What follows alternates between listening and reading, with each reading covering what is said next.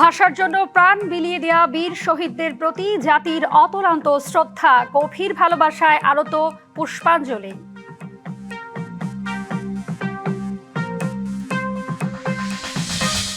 আবাল বৃদ্ধ বনিতার নগ্ন পা আজ মিলেছে শহীদ মিনারে। যদিও প্রশ্ন, 52 ত্যাগের ইতিহাস কতটা ধারণ করা গেল?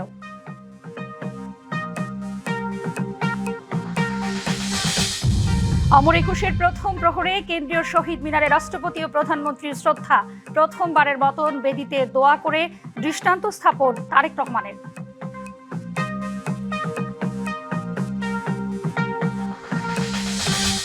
প্রথমবার তেজগাঁয়ের কার্যালয়ে অফিস করলেন প্রধানমন্ত্রী তারেক রহমান। আন্তর্জাতিক মাতৃভাষা দিবস উপলক্ষে ডাক টিকিট উন্মোচন।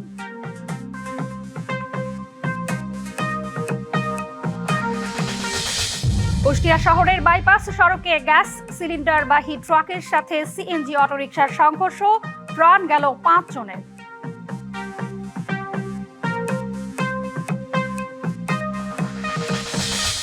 এবং বিভিন্ন দেশের উপর আরোপ করা শুল্ক অবৈধ ঘোষণা, ক্ষুব্ধ ট্রাম্প। বাংলাদেশের জন্য সুযোগ হিসেবে দেখছেন ব্যবসায়ী ও বিশ্লেষকরা।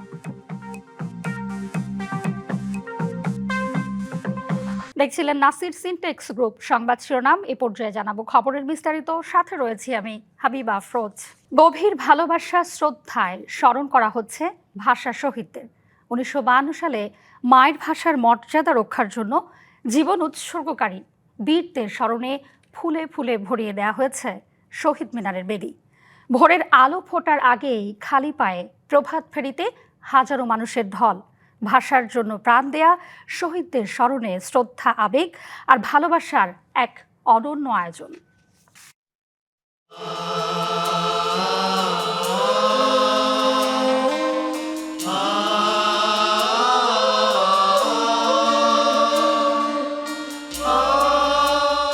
নগরী তখনও নিস্তব্ধ।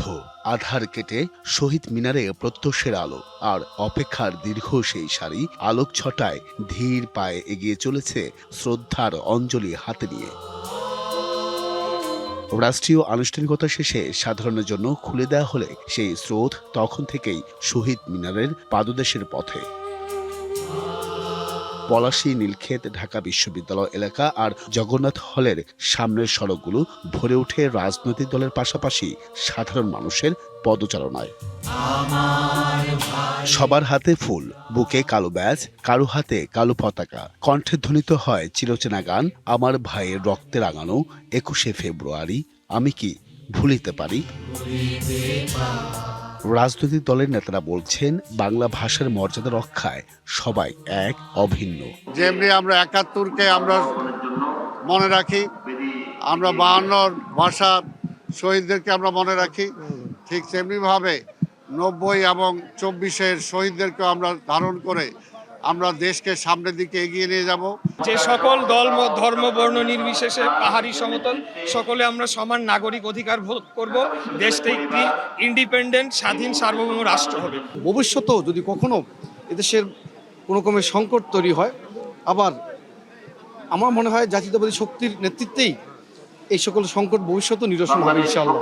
ঘুম থেকে উঠে অত্যন্ত ব্যথিত হয়েছি একটা কারণে, যে একটা দলের আমির সে বলতেছে আমি বিরোধী দলীয় নেতা, তাই এখানে আসছি। তার মানে সে হৃদয়ে ধারণ করে না বাংলা ভাষা। বৈষম্যহীন রাষ্ট্র গঠন করার জন্য প্রয়োজন বলে তার জীবন বিলিয়ে দিবে, কিন্তু তিনি তা কোথাও আপোষ করবে না। আমরা মনে করি এই দেশনায়ক তারেক রহমানের নেতৃত্বে বাংলাদেশের মানুষের ভাগ্যের পরিবর্তন হবে। 21 বাঙালির কাছে শুধু সুখের নয়, আত্মমর্যাদা আর অধিকার আদায়ের প্রতীক। 1952-এর সেই রক্তঝরা পথ ধরেই এসেছে স্বাধীনতার স্বপ্ন, এসেছে একটি জাতির আত্মপরিচয়। ভাষা আন্দোলনের শহীদরা শিখে গেছেন, নিজেদের পরিচয় রক্ষার আন্দোলন বা সংগ্রাম কখনোই বৃথা যায় না। তাই তো অমর 21শে আজ শুধু স্মরণ নয়, ভবিষ্যৎ বাংলাদেশ গড়ার প্রেরণা। কেন্দ্রীয় শহীদ মিনার থেকে আরিফুল ইসলাম, ডিবিসি নিউজ, ঢাকা। বাঙালির ইতিহাসে 21 শুধু স্মরণ নয়, আত্মপরিচয় আর চেতনার গভীর এক সমীকরণ। যদিও 73 বছর পরও প্রশ্ন ওঠে, এই ত্যাগের ইতিহাস আমরা কতটুকুই ধারণ করেছি বা করছি। আন্তর্জাতিক মাতৃভাষা দিবসে কেন্দ্রীয় শহীদ মিনারে শ্রদ্ধা নিবেদন করে বিভিন্ন সামাজিক সাংস্কৃতিক সংগঠন, শিক্ষার্থী, পেশাজীবী এবং সাধারণ মানুষ এমন প্রশ্নই তুলেছেন।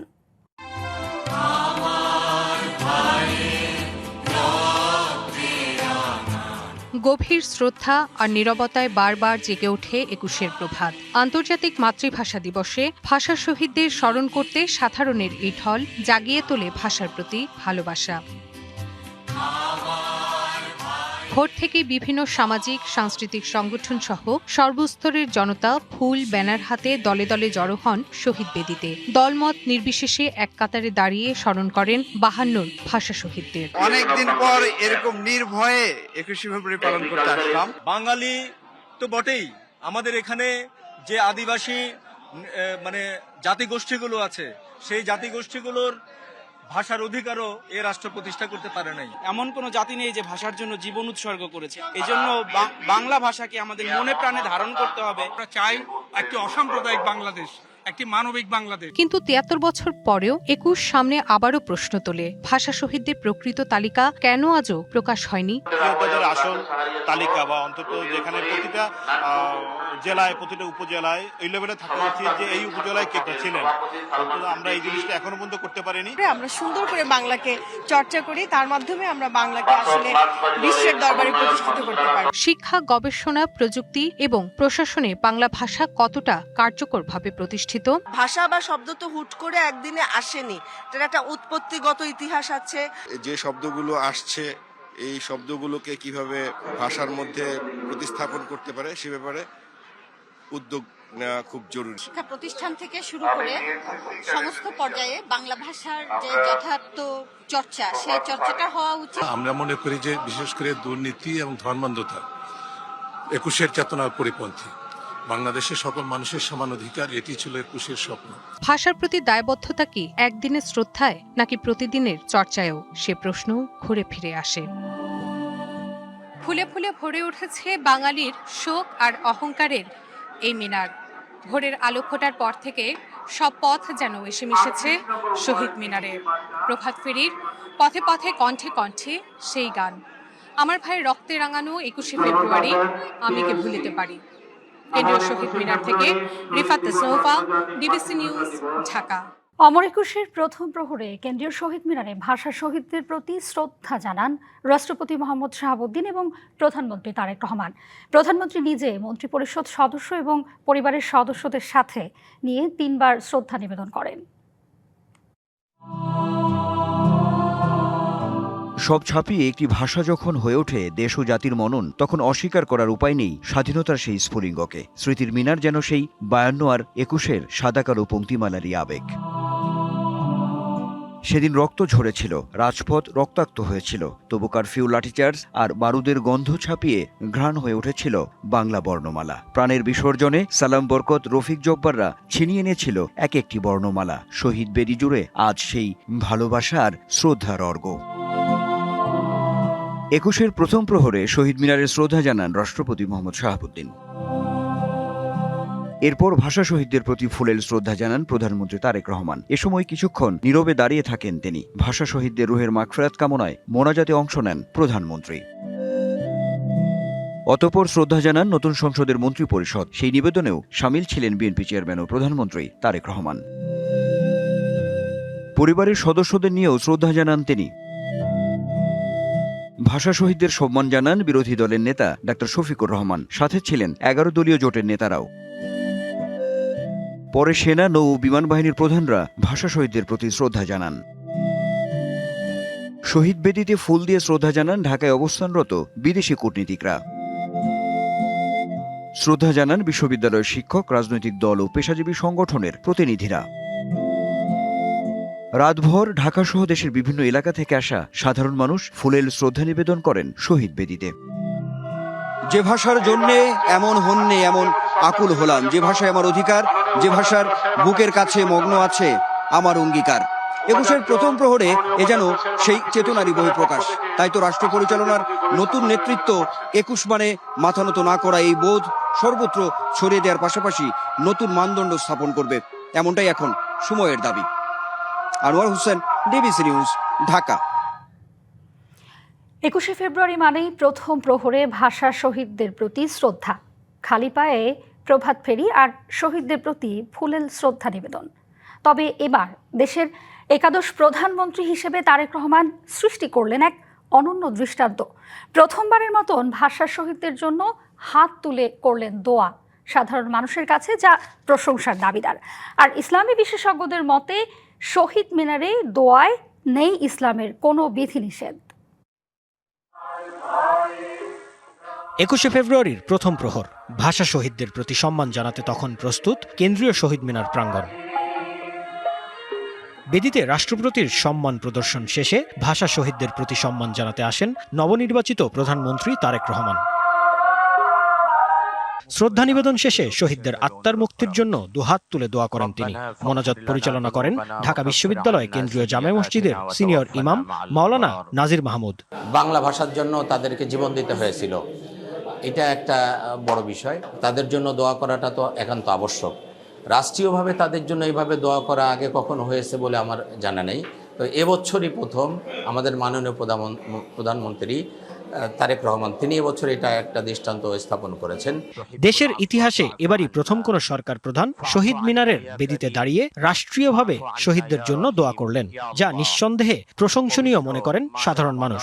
এখানে যে কেউ তার ধর্মীয় বিবেক থেকে সে শহীদদের জন্য শ্রদ্ধা জানাতে পারে বা দোয়া করতে পারে, তো এটাকে আমি অনেক পজিটিভ ওয়েতে দেখছি। এভাবে শহীদদের প্রতি দোয়া করাকে ঐতিহাসিক ঘটনা উল্লেখ করে প্রধানমন্ত্রীকে ধন্যবাদ জানান অনেকে।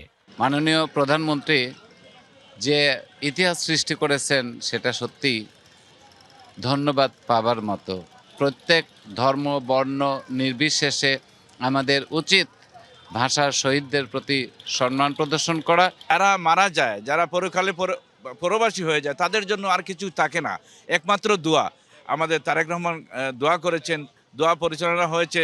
এটাই আমাদের ধর্ম এবং এইটাই আমাদের দেশ, সবার আগে বাংলাদেশ। প্রধানমন্ত্রীর পক্ষ থেকে শহীদদের প্রতি দোয়াকে তার বিশ্বাস বোধেরই প্রতিফলন মনে করেন এই ইসলামিক স্কলার। আমাদের দেশে তো আপনি এটা বলতে পারবেন যে হিন্দু, খ্রিস্টান অথবা বৌদ্ধ কোনো ধর্মের বিশ্বাস থেকেই ফুল দেওয়ার ভিতরে কোনো বিশ্বাসবোধের আলোকে কোনো উপকারিতা আছে বলে কোনো ধর্ম বিশ্বাস থেকে এটা স্বীকৃত না।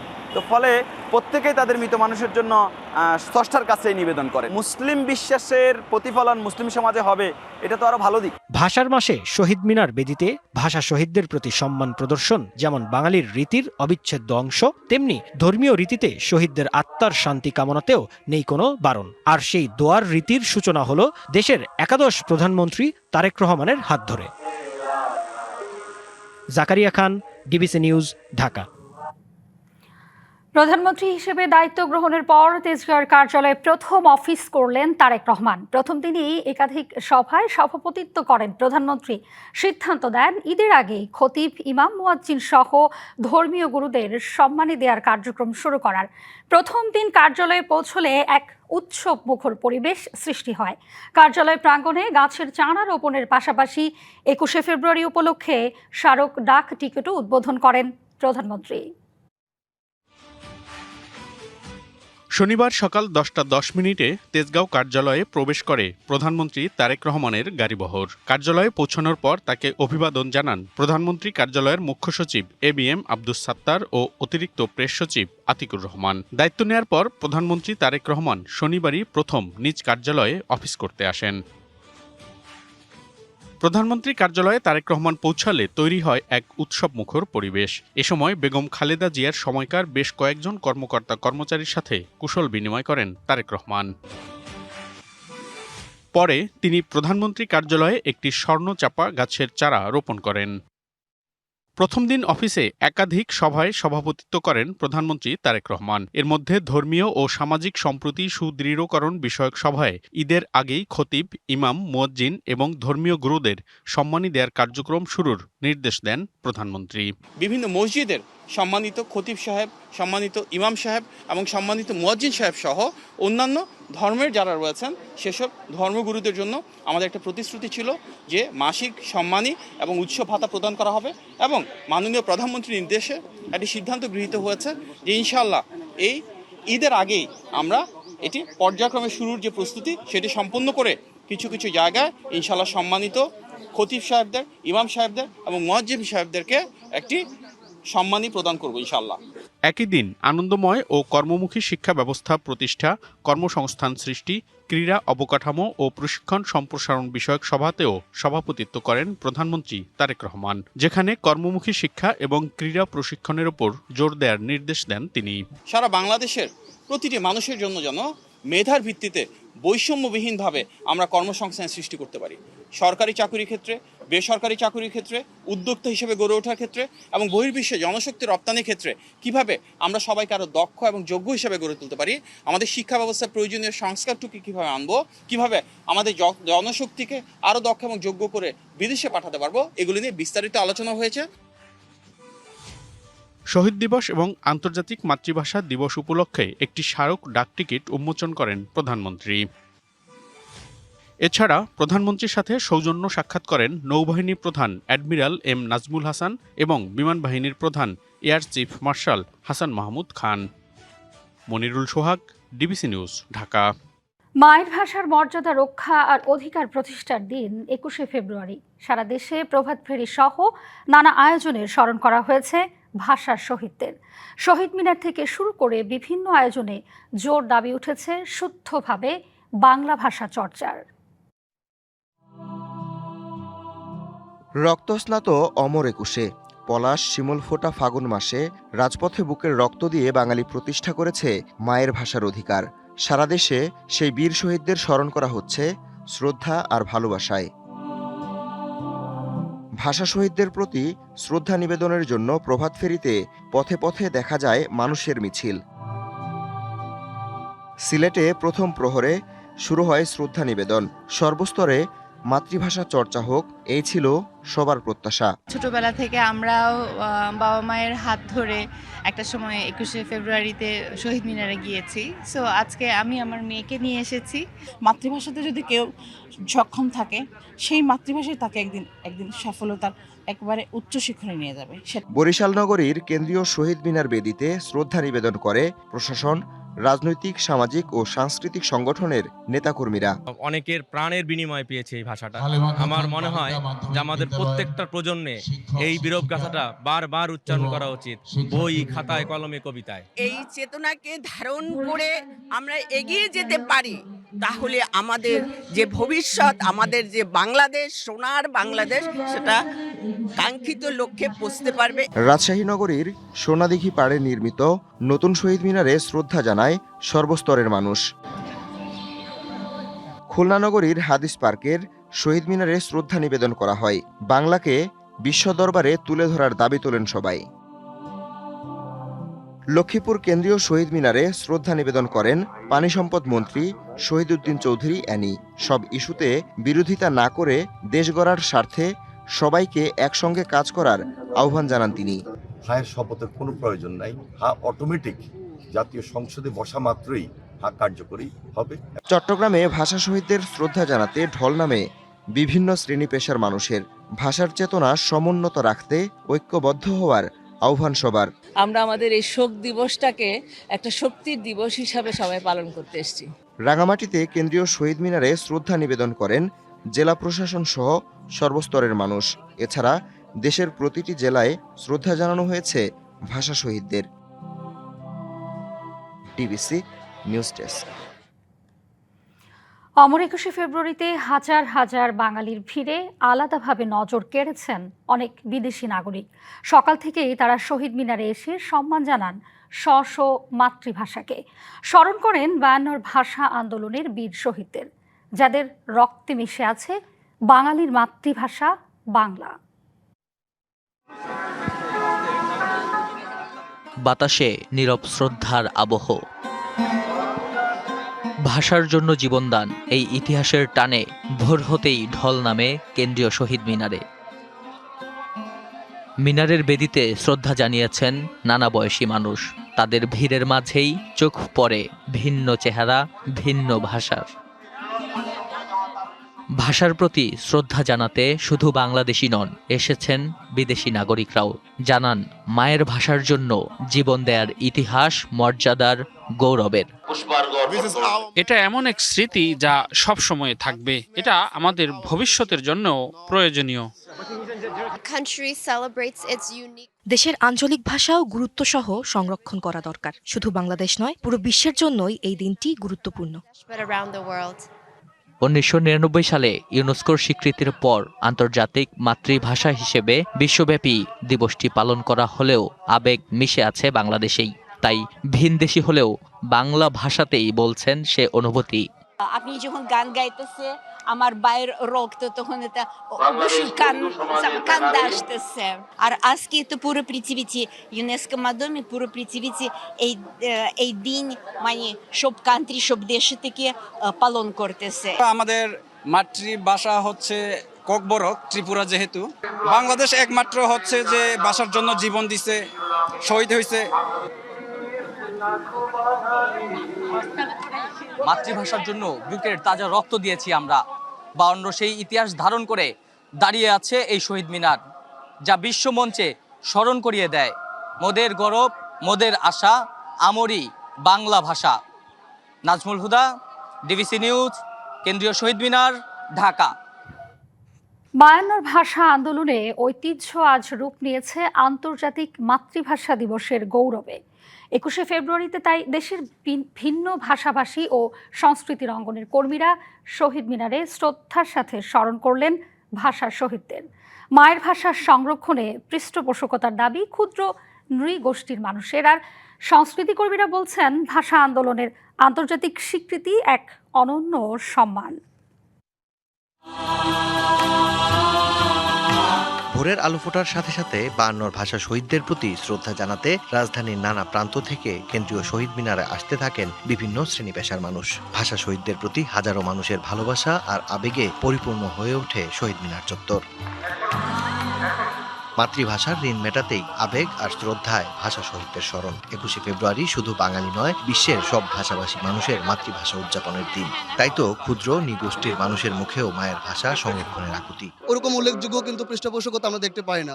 আমরা আশা করি নতুন সরকার, নতুন বাংলাদেশ আমাদের গারোদের তথা আরও অন্যান্য আদিবাসীদের ভাষা সংরক্ষণে তারা সহযোগিতা করবে। আমাদের নিজস্ব বই আসে, কিন্তু মানে এমন শিক্ষা ব্যবস্থা নেই, আর সেরকম কোনো শিক্ষকও নেই। চাকমাদের যে একটা ভাষা আছে, তাদেরও যে অক্ষর আছে, তারাও যে নিজেদের মাতৃভাষায় কথা বলে, এই জিনিসটা বাংলাদেশের কতজন মানুষ জানে? আমাদের মাননীয় প্রধানমন্ত্রী, তাকে আমি বিনীতভাবে বিনতি করব যেন আমাদের ভাষাটাকেও যেন তুলে ধরতে পারি আমরা সকল বাংলাদেশিদের কাছেও।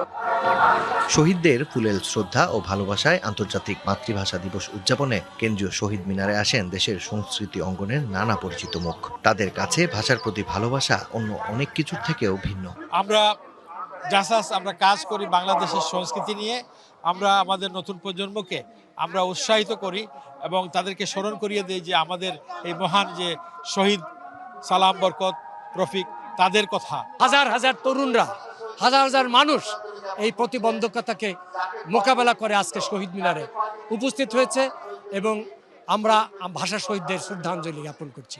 আমরা চাই নতুন সরকার এসেছে, তারা আমাদের এই অধিকারগুলো রাষ্ট্রীয় জীবনে প্রতিষ্ঠা করবে, সংস্কৃতি চর্চার অবাধ এবং মুক্ত পরিবেশ নিশ্চিত করবে। আমরা মিডিয়া যারা আছি, ডিরেক্টর, প্রডিউসার, নাট্যকর্মী, আমাদের মাধ্যমে আমাদের সংস্কৃতি পুরো পৃথিবীতে ছড়িয়ে যায়। সংস্কৃতি কর্মীদের বড় দায়িত্ব আছে যে তারা ভাষাকে আরো বৃহত্তর জায়গায় পৌঁছে দেওয়ার জন্য। যেহেতু এখন একটা পরিবর্তিত অবস্থা তৈরি হয়েছে দেশের, সেই অবস্থান থেকে সংস্কৃতি কর্মীরা আরো বেশি সক্রিয় হয়েছে। 7 দশক পেরিয়েছে রাষ্ট্রভাষা হিসেবে বাংলার স্বীকৃতির। 21শে ফেব্রুয়ারি বারবার আমাদের মনে করিয়ে দেয়, মাতৃভাষা কেবল যোগাযোগের মাধ্যম নয়, বরং এটি একটি জাতির পরিচয় ও সংস্কৃতির ধারক। মাকসুদুল হক ইমু, ডিবিসি নিউজ, ঢাকা। ত্রয়োদশ জাতীয় সংসদের প্রথম অধিবেশন মার্চের দ্বিতীয় সপ্তাহে বসতে পারে বলে জানিয়েছেন সংখ্যাগরিষ্ঠ দল বিএনপির স্থায়ী কমিটির সদস্য ও স্বরাষ্ট্রমন্ত্রী সালাউদ্দিন আহমদ। বলেন, নতুন সংসদের প্রথম অধিবেশনে স্পিকার ও ডেপুটি স্পিকার নির্বাচন হবে, পাশাপাশি অন্তর্বর্তী সরকারের সময় জারি করা অধ্যাদেশগুলো এই অধিবেশনে উপস্থাপন করা হবে। এর পাশাপাশি শোক প্রস্তাবও আনা হবে। তিনি বলেন, এরই মধ্যে ত্রয়োদশ জাতীয় সংসদে সংসদ নেতা হিসেবে বিএনপির চেয়ারম্যান তারেক রহমান এবং বিরোধী দলীয় নেতা হিসেবে জামায়াতে ইসলামীর আমির শফিকুর রহমান নির্বাচিত হয়েছেন। সংবিধান অনুযায়ী জাতীয় সংসদ নির্বাচনের ফলাফলের গেজেট প্রকাশের ৩০ দিনের মধ্যে রাষ্ট্রপতিকে নতুন সংসদের প্রথম অধিবেশন আহ্বান করতে হয়। প্রতি বছর রমজান এলেই চট্টগ্রামের আন্দরকিল্লা শাহী মসজিদে দেখা যায় এক ব্যতিক্রমধর্মী আয়োজন। প্রথম রমজান থেকেই শুরু হয় গণ ইফতার। ধনী গরিবের বৈষম্যহীন এই ইফতারে যোগ দেন ধর্মপ্রাণ মুসল্লিরা।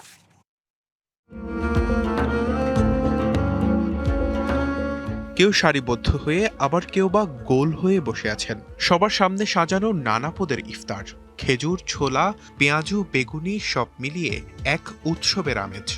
একসঙ্গে বসে ইফতারের এই আয়োজনে নেই কোনো ভেদাভেদ। একদল স্বেচ্ছাসেবক এগিয়ে দিচ্ছেন ছোট বড় প্লেট ভর্তি ইফতার। পুরো রমজান মাস জুড়ে চট্টগ্রাম নগরীর আন্দরকিল্লা শাহী মসজিদে ইফতারের চিত্র এমনই। একসাথে এতগুলো মানুষের সাথে ইফতার করে খুবই ভালো লাগছে। সবার সাথে ইফতার করলে অনেক ভালো লাগে। রমজান আসলে আমাদের একটা আনন্দ।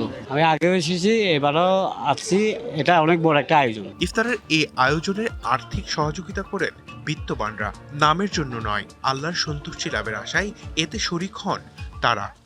আর্থিক সহযোগিতা অনেকটা নাম প্রকাশে অনিচ্ছুক। 3000 লোকের জন্য ব্যবস্থাপনা করে রাখে। আমাদের ইফতারগুলো শুধু মুসলমানদের জন্য বরাদ্দ এরকম না, যারা অমুসলিম যারা আসে তারাও যদি কিছু চায় আমরা তাদেরকেও দিয়ে থাকি। 2001 সালে ছোট পরিসরে ইফতারের আয়োজন শুরু হলেও 2008 সালে তা মক্কা মদিনার আদলে গণ ইফতারে রূপ নেয়। DBC news desk. মার্কিন আদালতে ট্রাম্পের পাল্টা শুল্ক বাতিলের সিদ্ধান্ত বাংলাদেশের জন্য সুযোগ হিসেবে দেখছেন ব্যবসায়ী ও বিশ্লেষকরা। এতে ক্ষুব্ধ যদিও ট্রাম্প 10% শুল্ক চাপিয়ে দিন, তাও আগের চেয়ে ইতিবাচক হবে। একই সঙ্গে এই সুযোগ অন্তর্বর্তী সরকারের তড়িঘড়ি করে করা বাণিজ্য চুক্তিকেও খতিয়ে দেখার তাগিদ দিচ্ছেন তারা। দ্বিতীয় দফায় ক্ষমতায় এসেই দেশে দেশে রেসিপ্রোকাল ডিউটি বা পাল্টা শুল্ক আরোপ করে বাণিজ্যের বৈরী পরিবেশ তৈরি করেন ডোনাল্ড ট্রাম্প। শেষ পর্যন্ত মার্কিন প্রেসিডেন্টের এ শুল্ক আরোপের সিদ্ধান্ত বাতিল করল দেশটির আদালত। কিন্তু এরই মধ্যে বিশ্ব বাণিজ্যে এর নেতিবাচক প্রভাব দেখেছে অনেক দেশ। যুক্তরাষ্ট্রের বাজারে প্রতিযোগী দেশগুলোর তুলনায় ট্রাম্প ট্যারিফের যুদ্ধে বাংলাদেশ কিছুটা সুবিধাজনক অবস্থানে থাকলেও দেশটিতে বাংলাদেশি পণ্যের রপ্তানি কমেছে।